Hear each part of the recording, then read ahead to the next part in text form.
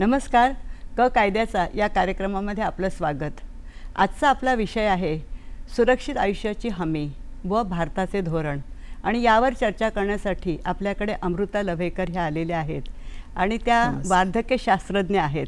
त्यांच्या कार्याची एक छोटीशी झलक देणारी ध्वनिफीत आपण पाहूया. वृद्धांचं जीवन हे सन्मानाचं, सुरक्षित आणि तितकंच आनंददायी असावं यासाठी गेल्या 20 वर्षांहून अधिक काळ अविरत कार्यरत असणाऱ्या अमृता लव्हेकर भारत, UK आणि अमेरिका इथे ज्येष्ठ नागरिकांच्या कल्याणासाठी काम करताना त्यांनी हजारो ज्येष्ठांच्या आयुष्यात सकारात्मक बदल घडवून आणले आहेत. सामाजिक जेरंटोलॉजिस्ट, टाटा सामाजिक विज्ञान संस्था TIS यामधील अतिथी प्राध्यापक आणि banyan care service India private limited या ठिकाणी ट्रेनिंग लीड या नात्याने त्या वृद्धत्वाकडे पाहण्याचा समाजाचा दृष्टिकोन बदलण्याचं महत्त्वपूर्ण कार्य करत आहेत. ज्येष्ठ नागरिकांचे हक्क, त्यांचे कायदेशीर संरक्षण आणि सन्मानानं जगणं याचा अधिकार याविषयी जागरूकता निर्माण करणाऱ्या अमृता लव्हेकर यांचा हा प्रवास अत्यंत प्रेरणादायी आहे. मला असं वाटतं त्यांना मला पहिला प्रश्न असा विचारावा असा वाटेल की तुम्ही वार्धक्य शास्त्रज्ञ आहात, म्हणजे ज्येष्ठ नागरिकांचं जे शास्त्र आहे, जेरंटोलॉजी आहे, त्याच्यात तुम्ही तज्ज्ञ आहात. परंतु 20 वर्षापासून मला असं वाटतं हे कार्य आपण करत आहात. 20 वर्षापूर्वी तर तुम्ही अजून तरुण असाल, तर मग त्यावेळेला अतिशय कमी वयामध्ये सुद्धा ज्येष्ठ नागरिकांवर आपण लक्ष दिलं पाहिजे, काहीतरी काम केलं पाहिजे, हा जो एक भावनात्मक विचार आहे, अतिशय महत्त्वाचा विचार आहे, हा तुमच्या मनामध्ये कधी आला किंवा असे काही प्रसंग घडले होते का जेणेकरून तुम्हाला असं वाटलं की नाही या विषयावर आपण काम केलं पाहिजे? मॅडम, मला बालपणापासून असं वाटतं की वृद्धांकडे अनुभव आहे, ज्ञान आहे, कौशल्य आहे आणि समाजाच्या हितासाठी ह्याचा वापर झाला पाहिजे. असे 2 घटना अशा घडल्या ज्याच्यामुळे मला वाटलं की वृद्धांबरोबर आपण काम केलं पाहिजे. सगळ्यात पहिली घटना मॅडम चर्चगेट स्टेशनवर होती. तर एक वृद्ध व्यक्ती तिकडे बाजूला पडलेले होते आणि त्यांच्या शरीरामधनं खूप वास येत होता आणि कोणीच त्यांना हात लावायला तयार नाही. त्यांची आम्हाला व्यवस्था करावी लागली कारण ते खूप दयनीय अवस्थेमध्ये होते. आणि मग ज्या वेळेला त्यांना आम्ही वृद्धाश्रमामध्ये घेऊन जात होतो त्यावेळेला मला कळलं की ते IAS अधिकारी होते. अच्छा. आणि मला शॉक बसला की अशा व्यक्तीची जर म्हणजे अशी अवस्था असेल तर मग सामान्य माणसांचं काय. त्यांच्या बहिणीला ज्या वेळेला फोन केला त्यावेळेला बहिणीने त्यांना घेण्यापासून साफ नकार दिला आणि हे मला ऐकून भयंकर म्हणजे आश्चर्य वाटलं आणि दुःखही झालं. मॅडम, अजून एखादा प्रसंग अजूनही एक प्रसंग होता ज्याच्यामध्ये चर्चगेट स्टेशनवरच मॅडम एक वृद्ध बाई तर त्या चालत होत्या आणि त्यांची जी पाठ आहे ती खूप वाकलेली होती आणि त्यांना चालायला खूप त्रास होत होता. तर मी त्यांना म्हटलं की मी तुम्हाला घरी घेऊन जाते आणि मला वाटलं की घरी घेऊन जातो म्हणजे आपण काहीतरी बरं काम करतोय. पण त्यांना ज्या वेळेला मी घरी घेऊन गेले त्यावेळेला त्यांच्या सुनेनी मला इतके वाईट शब्द वापरले की म्हणजे मला दुःखही झालं. आणि म्हणजे त्यांच्या मुलांनी थोड्या वेळानंतर मला सांगितलं की त्यांनी स्वतःच्या आईला स्टेशनवर 3ऱ्यांदा हरवण्यासाठी सोडून टाकलं होतं. अच्छा. आणि हे बघून मला म्हणजे अतिशय मला दुःखही झालं आणि तीव्र वेदना झाल्या मॅडम. आणि त्यानंतर तुम्हाला असं वाटलं की या विषयावरच आपण अधिक लक्ष देऊन अभ्यास केला पाहिजे. आणि ह्याच्यासाठी मी UKला जाऊन मी जेरंटॉलॉजी किंवा वार्धक्यशास्त्रामध्ये कोर्स केला. बरोबर आहे. अमृता, आपला हा जो कार्यक्रम आहे हा कायद्याचा असा आहे, तर लोकांना असं वाटेल की कायद्याचा कार्यक्रम आहे, आणखीन हे ज्येष्ठांविषयी बोलतात, तर त्याची सांगड घालणं आपल्याला अत्यंत गरजेचं आहे. तुम्हाला माहिती आहे की साधारण 2002ला स्पेनची राजधानी माद्रिद इथे आंतरराष्ट्रीय परिषद झाली आणि मला वाटतं 190 देशांनी त्याच्यामध्ये भाग घेतला होता. त्यामध्ये भारताचे सुद्धा आपले अधिकारी होते, मंत्रिमंडळातले लोक होते आणि संयुक्त राष्ट्राचे प्रतिनिधी होते. खूप मोठ्या प्रमाणामध्ये संघटनासुद्धा आल्या होत्या आणि विषय हा होता की जगभरामध्ये ज्येष्ठांवर जे अन्याय होतो, जे अत्याचार होतात, ते थांबवण्यासाठी कुठेतरी कायदा केला पाहिजे, काहीतरी धोरणं आखली पाहिजेत, जेणेकरून समाजामध्ये एक प्रकारचं अवेअरनेस निर्माण होईल की ज्येष्ठांवर अशा प्रकारे अन्याय अत्याचार करणं हा गुन्हा आहे. आणि मला आनंद होतो की ह्याच्यामध्ये भारताने एक जो मसुदा त्या आंतरराष्ट्रीय कॉन्फरन्समध्ये तयार झाला, ज्याला आपण Madrid plan of action for elders असं म्हटलं जातं, त्याच्यासाठी जो एक मसुदा तयार झाला, त्या मसुद्याला भारताने सुद्धा सही केलेली आहे. ही खूप महत्त्वाची गोष्ट आहे. आणि आपण ज्याला नेहमीच म्हणतो की Madrid plan of action plan आहे, त्यामुळे हे आपल्याकडे ज्येष्ठांचे कायदे झाले. बरोबर आहे? बरोबर. तर तुम्ही काय सांगाल की कायदे झाले म्हणजे तेव्हापासून तर आतापर्यंत काय काय अशी धोरणं झाली, काय अशी गोष्टी घडल्या जेणेकरून ज्येष्ठांना एक प्रकारचं संरक्षण मिळालं? मॅडम, याच इंटरनॅशनल कॉन्फरन्समुळे म्हणजे गव्हर्नमेंटला वाटलं की हा जो विषय आहे तो अत्यंत गंभीर आहे आणि ह्याच्याबद्दल काहीतरी केलं पाहिजे. आणि 2007मध्ये आपण बघितलं तर maintenance and welfare of parents and senior citizens act 2007 हा गव्हर्नमेंटनी म्हणजे इम्प्लिमेंट केला. आणि म्हणजे ज्येष्ठांसाठी उदरनिर्वाह की त्यांना भत्ता देणं आणि त्यांची जी संपत्ती आहे त्यांचं संरक्षण करणं, हा कायदा झाला. आणि ह्याच्यामध्ये हेही मॅडम लिहिलं गेलं आहे की जर समजा मुलांनी आणि वारसांनी जर समजा वृद्धांची काळजी व्यवस्थित घेतली नाही तर त्यांना कायद्याने त्यांना शिक्षा होऊ शकते. आणि हे खूप मला वाटतं महत्त्वाचं आहे. आणि त्यांचं जे म्हणजे इन्कम आहे त्याच्या अनुसार त्यांना उदरनिर्वाहासाठी वृद्धांना काही ना काहीतरी पोटगी पण द्यायला हवी. बरोबर आहे. त्याच्यामध्ये 15 जून हा दरवर्षी जागतिक, ज्याला आपण प्रतारणा आणि प्रतिबंध जो ज्येष्ठांवर होतो ते रोखण्यासाठी काय काय करता येईल हा दिवससुद्धा जागतिक पातळीवर ठरला गेला. पण हा कशा प्रकारे आपण या दिवसाचं गांभीर्य करून कुठल्या कुठल्या प्रकारचे कार्यक्रम घेतो किंवा वर्कशॉप्स घेतो? मॅडम, हा जो दिवस आहे तो अत्यंत महत्त्वाचा आहे. आणि 2006मध्ये सगळ्यात पहिले हा international network of prevention of Elder abuse आणि युनायटेड नेशन्सनी पहिल्यांदा सांगितलं की हा महत्त्वाचा विषय आहे आणि ह्याच्यावर एकच दिवशी वेगवेगळ्या देशांमध्ये वेगवेगळ्या संस्थांनी येऊन जनजागृती केली पाहिजे. आणि ह्याच्यामध्ये आपण बघतो की ह्याचा मुख्य उद्देश हाच आहे की वृद्धांवर जो सामाजिक, आर्थिक, भावनिक जो अत्याचार होतो आहे त्याच्याबद्दल जास्तीत जास्त समाजामध्ये ह्याच्याबद्दल लोकांना कळावं. आणि अत्याचार म्हणजे काय हेच वृद्धांना माहिती नाही आहे. तर वेगवेगळ्या प्रकारचे अत्याचार आहेत त्याच्याबद्दल वृद्धांना माहिती मिळावी, जनजागृती व्हावी. आणि म्हणून ही 15 तारीख जी आहे ती त्यांनी ठरवलेली आहे. म्हणजे थोडक्यात वृद्धांवर अन्याय होतो, अत्याचार होतो, ही वास्तविकता आहे. हे सगळ्यांनी मान्य केलं आणि ही गंभीर बाब आहे.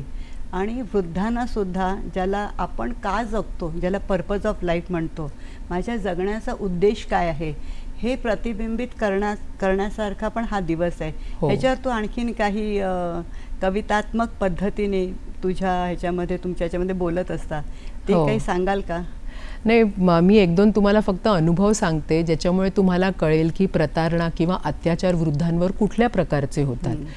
सगळ्यात पहिले मी एका घरी काम करत होते कंपॅनियनशिपसाठी आणि तिकडे मी बघितलं की त्या परिवाराने वृद्धांना सांगितलं होतं की ज्या वेळेला पाहुणे येतील त्यावेळेला वृद्धांनी घरामधनं बाहेर येऊ नये सक्त मनाई केली होती. आणि परदेशामधला अजून एक अनुभव होता ज्याच्यामध्ये मी एका वृद्धाश्रमामध्ये काम करत होते आणि तिकडे एक वृद्ध बाई होत्या जिकडे त्यांना म्हणजे डिमेन्शिया होता आणि त्यांचे जे नातेवाईक होते तिकडचे, तर ते ज्यावेळेला त्यांच्याकडे भारतामधनं नातेवाईक येत होते त्याच वेळेला त्यांना त्या वृद्धाश्रमामधनं ते घरी घेऊन जात होते आणि दुसऱ्या वेळेला त्यांना त्या वृद्धाश्रमामध्ये ठेवत होते. तर त्याच्यामुळे त्यांच्यावर खूप मानसिक आघात होत होता आणि त्याच्यामुळे मला वाटतं की म्हणजे वृद्धांबरोबर तुम्ही त्यांना सुरक्षित ठेवणं हा पण एक त्यांचा मूलभूत अधिकार आहे. आणि मी नेहमी म्हणते की वृद्धांनी पण पूर्णपणे परिवारावर अवलंबून न राहण्यापेक्षा तुम्ही पण एक स्वतः काही ना काहीतरी काम केलं पाहिजे किंवा मग स्वतःचा काहीतरी उद्देश एक असला पाहिजे. ह्याच्यावरच एक म्हणजे छोटासा शेर आहे मॅडम की रहने दे आसमान जमीन की तलाश कर, सब कुछ यही है कहीं और न तलाश कर, हर आरज़ू पूरी हो जाए तो जीने का क्या मज़ा, जिंदगी जीने के लिए बस एक खूबसूरत वजह की तलाश कर. तर हीच वजह महत्त्वाची आहे आणि वृद्धांनी हे जर ठरवलं आणि काही ना काहीतरी त्यांनी करण्याचा प्रयत्न केला तर ते दुसऱ्यांवर एक ज्याला आपण म्हणू शकतो की बर्डन किंवा बोझा होणार नाहीत आणि स्वतःही ते चांगल्या प्रकारे त्यांचा वेळ त्यांचा सदुपयोगी लागेल. आता आपण घेऊया एक छोटासा ब्रेक.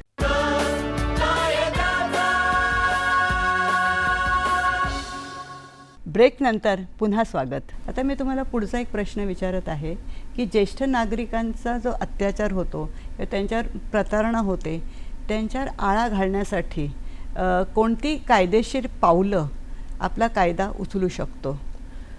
मी जसं मॅडम तुम्हाला सांगितलं जसं 2007मध्ये हा maintenance and welfare of parents and senior citizens act आला. दुसरी गोष्ट म्हणजे 2021मध्ये सरकारने 14567 ही हेल्पलाईन टोल फ्री हेल्पलाईन सुरू केली आहे ज्याच्यामध्ये कुठल्या प्रकारचे वृद्धाश्रम आहेत किंवा मग तुम्हाला जर समजा मुलं तुमची त्रास देत असतील तर मग तिकडे तुम्ही तुमचे जे काय प्रॉब्लेम्स असतील त्याच्याबद्दल तुम्ही बोलू शकता. तर अशी ही हेल्पलाईन पण त्यांनी सुरू केलेली आहे. दुसरी गोष्ट म्हणजे national programme for health care of elderly त्याच्या अंतर्गत आपण बघतो की जेरियाट्रिक वॉर्ड आज हॉस्पिटल्समध्ये बरेच सुरू झालेले आहेत. तुम्ही सरकारी जर हॉस्पिटल्समध्ये जर गेलात तर वृद्धांसाठी त्या मानाने सबसिडाईज रेटमध्ये त्यांना सेवा पुरवली जाते. तर ह्या सगळ्या गोष्टी पण सरकारने केलेल्या आहेत. अजून एक हे म्हणजे आज आपण बघतो की रिटायरमेंट नंतर पण बऱ्याच वृद्धांना आर्थिक स्वावलंबन हवे असते आणि म्हणून गव्हर्मेंटनी सरकारने सेक्रेड हे पोर्टल त्यांनी सुरू केलेलं आहे. तर ज्याच्यामध्ये ज्या वृद्धांना काम करण्याची इच्छा आहे तर त्यांच्या क्षमतेनुसार अनुभवानुसार ते कुठल्या ना कुठल्या प्रकारचं काम शोधू शकतात त्या पोर्टलवर आणि हे मला वाटतं अर्थपूर्ण जीवनासाठी अतिशय महत्त्वाचं आहे. बऱ्याच वेळेला ज्येष्ठांना नोकरीनंतर पुन्हा नोकरी करायची इच्छा असते ते पैशासाठी नव्हे. हो. तर त्यांना असं वाटतं की माझी डिग्निटी म्हणजे वृद्धांना किंवा प्रत्येक माणसाला स्वतःची डिग्निटी रिस्पेक्ट आदर हा खूप महत्त्वाचा असतो आणि त्यांची कोणी प्रतारणा करू नये, त्यांनी त्यांच्यावर कोणीही दबाव आणू नये म्हणून त्यांना नेहमी वाटतं की मी काही ना काही आर्थिकसुद्धा स्वावलंबन असावं म्हणून ह्यासाठी मला असं पोर्टल गव्हर्नमेंटनी केलेलं आहे. आणि हे खूप छान आहे की माद्रिद करारानंतर हे पोर्टल सुरू करणं, कायदे आणणं, धोरण करणं ह्या सगळ्या गोष्टी झालेल्या आहेत. बरोबर आहे ना? हो. तर या कायद्यामध्ये मला असं वाटतं की गव्हर्नमेंटला सुद्धा त्यांनी काही निर्देश दिलेले आहेत की 150 कपॅसिटी जी असेल त्यांची वृद्धाश्रमं जी आहेत ती सरकारने प्रत्येक जिल्ह्यामध्ये बांधली पाहिजेत. म्हणजे कायदे जे माद्रिद करारानंतर झाले ते केवळ विशिष्ट लोकांसाठी नाही झाले तर त्यांनी सरकारला सुद्धा अकाउंटेबिलिटी दिलेली आहे. ती काय आहे 150 लोकसंख्या असलेली लोकसंख्या वृद्धाश्रम जिकडे आहेत. असेल तर त्यांनी तिकडे एक वृद्धाश्रम तिकडे बांधावं आणि मोफत त्यांना सेवा तिकडे पुरवल्या जाव्यात असं सरकारने सांगितलेलं आहे प्रत्येक जिल्ह्यामध्ये. प्रत्येक जिल्ह्यामध्ये. तर हे पण मला वाटतं महत्त्वाचं आहे मॅडम. हल्ली डे केअर सेंटर्सना पण तेवढंच महत्त्व आलेलं आहे की दिवसा सुद्धा त्यांचा वेळ जावा ह्यासाठी सुद्धा डे केअर सेंटर्स असावेत. आणि हे केवळ आपल्या शहरात नाही तर गावागावामध्ये सुद्धा याची मूवमेंट सुरू झालेली आहे आणि बरेच लोक आता याच्यामध्ये इंटरेस्ट घेऊ लागलेले आहेत असं मला वाटतं. हो. जसं NGOज आहेत, आपल्या संघटना आहेत, त्यांनासुद्धा ह्याच्यामध्ये एक प्रकारची अकाउंटेबिलिटी ज्याला म्हणतो की त्यांच्यावर पण एक महत्त्वाची जबाबदारी टाकलेली आहे की त्यांनी सुद्धा मदत केली पाहिजे. बरोबर. NGOजनी त्याच्यावर पण तुमच्याकडे काही सांगण्यासारखी एखादी, कारण धडपडणं शेवटी NGOचं काम काय आहे की लगेच काम केलं का सक्सेस झालाच पाहिजे असं नाही. सतत त्याने सुद्धा धडपडत राहिलं पाहिजे, मग केव्हा तरी एक सक्सेस येऊ शकतो. आमचं कोणी ऐकत नाही, आम्ही खूप काम करतो आहे असं नाही. ते एखादी सुंदर कविता जर तुम्ही सांगितलीत इकडे तर खूप लोकांना, प्रेक्षकांना कळेल की मला काय म्हणायचं आणि तुम्हाला काय सांगायचं आहे.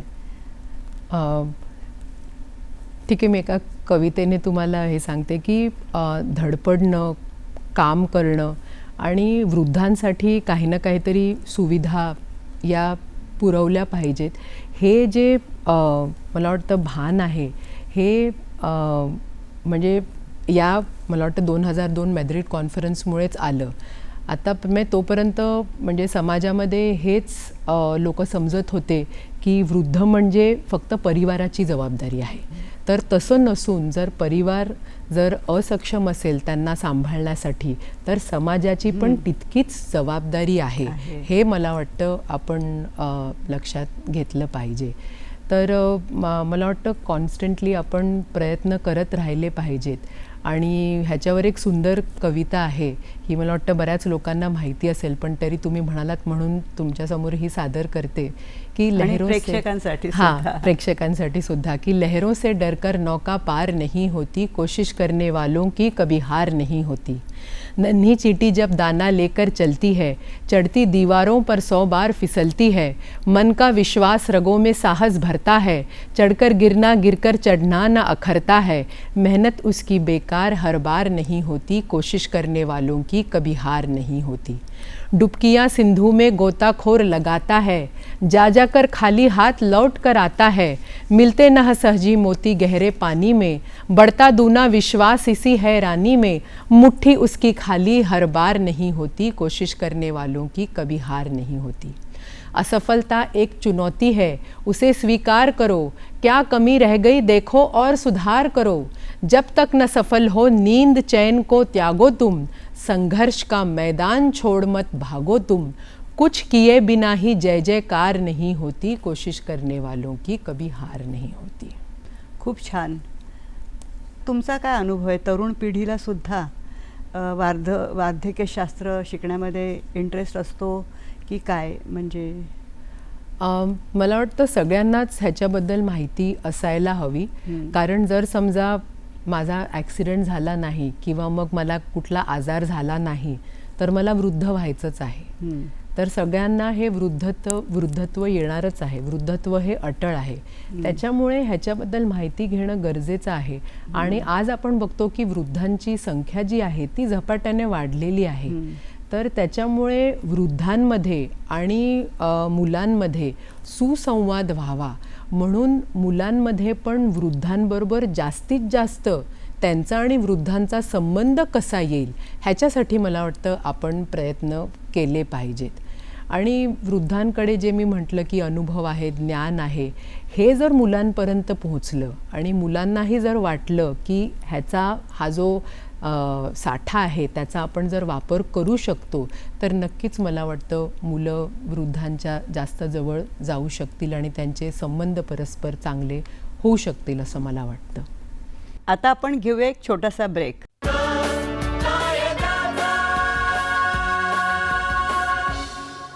ब्रेक नंतर पुन्हा स्वागत. मुलं बऱ्याच वेळेला आपले आईवडील काय करतात ह्याच्यातून शिकत असतात. जर बरोबर. त्यांनी आपले आईवडील हे त्यांच्या आईवडिलांची कशी काळजी घेतात हे पाहिलं तर मला असं वाटतं एक पॉझिटिव्ह मेसेज जातो. परंतु असं एखादं उदाहरण तुम्ही देऊ शकता का की एका मुलाने आपल्या आईवडिलांना त्यांच्या वडिलांना न चांगली ट्रीटमेंट दिल्यामुळे ती ती स्टोरी आहे की ब्लँकेटची स्टोरी आहे ती अगदी थोडक्यात सांगाल का की त्याच्यामुळे तिन्ही पिढ्यांनी कसं एकत्र काम केलं पाहिजे ते अतिशय मनोरंजनात्मक पद्धतीने लोकांना कळेल. बरोबर. ही मुलांना गोष्ट खूप आवडते आणि ही परदेशाची गोष्ट आहे मॅडम, ज्याच्यामध्ये एक माणूस होता आणि तो आपल्या मुलाबरोबर राहत होता आणि मुलगा मोठा झाल्यानंतर त्याची पत्नी आणि त्याचा एक स्वतःचा छोटासा 6 वर्षांचा मुलगा होता आणि मग त्या वडिलांचे वृद्ध जे वडील होते आणि त्या मुलाचे जो वयस्क मुलगा होता तर त्यांच्यामध्ये तेढ निर्माण झाली आणि त्यांना वाटलं की आता मी माझ्या वृद्ध वडिलांना सांभाळू शकत नाही, मी त्यांना वृद्धाश्रमामध्ये टाकीन. मग ज्यावेळेला हा वादविवाद घरामध्ये होत होता त्यावेळेला त्या छोट्या मुलांनी स्वतःच्या वडिलांना सांगितलं की तुम्ही एक त्यांना ब्लँकेट द्या. तर तो म्हणाला की ब्लँकेट कशाला त्यांना, ब्लँकेट तर त्यांना तिकडे मिळेल. तर तुम्हाला नाही तुम्ही ब्लँकेट द्या, हां वृद्धाश्रमामध्ये त्यांना टाका, तर ब्लँकेट द्या त्यांना, पण ते अर्ध जे ब्लँकेट आहे ते तुम्ही मला द्या आणि अर्ध तुम्ही आजोबांना द्या. का? कारण हे जे अर्ध ब्लँकेट आहे मी तुमच्याबरोबर मी तुम्हाला ज्यावेळेला वृद्धाश्रमामध्ये टाकीन त्यावेळेला मी हे तुमच्यासोबत देईन.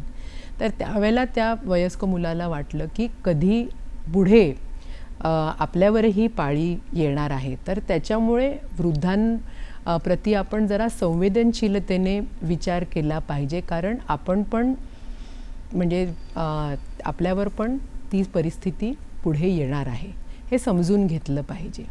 कायदे आहेत, झालेत आपल्याकडे, धोरणंसुद्धा आहेत, पण ह्याची जाणीव आणि जागृतीचं काही पर्सेंटेज आहे का? लोकांना ह्याच्याबद्दल माहिती आहे की सातत्याने आपल्याला अशा प्रकारचे कार्यक्रम करावेच लागणार की काय? तुमचं काय व्यक्तिगत मत काय आहे? मला वाटतं आधीपेक्षा नक्कीच लोकांमध्ये अवेअरनेस किंवा जागृती वाढली आहे. पण मॅडम आपला जो आजचा विषय आहे की अत्याचार म्हणजे काय हेच वृद्धांना माहिती नाही आणि अत्याचार म्हणजे काही ना काहीतरी म्हणजे कोणीतरी तुम्हाला मुलांनी किंवा सुनेनी तुम्हाला मारणं ह्यालाच फक्त आपण अत्याचार म्हणत नाही. पण जर समजा तुमचा अपमान जर समजा सातत्याने जर केला गेला, तुम्हाला जर औषधे दिली नाहीत व्यवस्थित, तुम्हाला जर समजा बाहेर जाऊ दिलं नाही, अशा जर गोष्टी झाल्या तरी त्याला आपण अत्याचारच म्हणू. आणि हे मला वाटतं वृद्धांना ह्याच्याबद्दल जास्तीत जास्त माहिती आपण द्यायला हवी, म्हणजे मग ते त्यांना कळेल की आपल्यावर जे म्हणजे आपल्याबरोबर जे होतं आहे ते बरोबर नाही आहे. अमृताजी, मगाचपासून जी आपली अतिशय महत्त्वाची जी चर्चा होत आहे, शेवटी माणुसकी ही खूप महत्त्वाची असते. आणि एक तुमच्याकडे एक अशी कविता आहे की लहान मूल आहे ते आईवडिलांना सांगतं की मी काही झालं तरी मी माणूस बनणार. ह्याच्यावर तुम्ही आपल्या ह्या कार्यक्रमाचा शेवट करू शकता का? त्याच्यामध्ये मला वाटतं तुमचा संदेशही असेल. हो, हे 5वीमध्ये मी होते त्यावेळेला ही कविता होती. तर याचा अर्थ मॅडम की काही ना काहीतरी शाळेमध्ये चांगला अभ्यास केला आहे, त्याच्यामुळे आजही ही कविता म्हणजे लक्षात आहे कि स्वर्ग लोक में देव बहुत हैं, पृथ्वी पर्दा नव रहते हैं, भूल गया जग बहुत समय से कौन किसे मानव कहते हैं, इसीलिए मैं देव न दानव मानव की पहचान बनूंगा, माँ मैं तो इंसान बनूंगा, माँ मैं तो इंसान बनूंगा. आज विश्व में हास नहीं है, आज विश्व में हास नहीं है, जीवन में उल्लास नहीं है, प्राणी का प्राणी पर भीमा आज तनिक विश्वास नहीं है, इस चीर रोगी जग के रोगों का अवसान बनूंगा, माँ मैं तो इंसान बनूंगा, माँ मैं तो इंसान बनूंगा. राजा नहीं किसान बनूंगा, देह नहीं मैं प्राण बनूंगा, शांति नहीं तूफान बनूंगा, पतन नहीं उत्थान बनूंगा, जिसे काल भी ना मिटा पाए मैं वह अमिट निशान बनूंगा, माँ मैं तो इंसान बनूंगा, माँ मैं तो इंसान बनूंगा. आणि हेच महत्त्वाचं आहे. आणि मुलांबरोबर ज्यावेळेला आपण काम करतो त्यावेळेला मला वाटतं हाच संदेश जर वृद्धांनी मुलांना दिला तर मला वाटतं आपलं समाज एक चांगलं आणि मल्टी जनरेशनल बॉन्डिंग त्याच्यामध्ये होऊ शकेल असं मला वाटतं. बरोबर आहे. माणसाने स्वतःची माणुसकी जर टिकवली तर कायदा करण्याची फार गरज नाही. होणार नाही. आपण नेहमी म्हणतो की कायदा जरी केला तरी मानसिकता आपली बदलली पाहिजे, आणि ही जर मानसिकता ठेवली तर कायदा बरंच काही सक्षमपणे करू शकतो.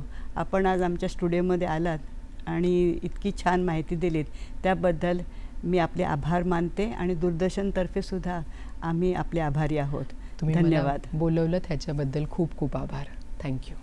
या भागामध्ये अमृताजींनी आपल्याला खूप छान माहिती दिलेली आहे, आणि म्हणून हा कार्यक्रम आहे तो मी आता इथेच संपवते. पुढील भागामध्ये आपण लवकरच भेटूया कायद्याच्या या कार्यक्रमामध्ये नवीन तज्ज्ञांबरोबर.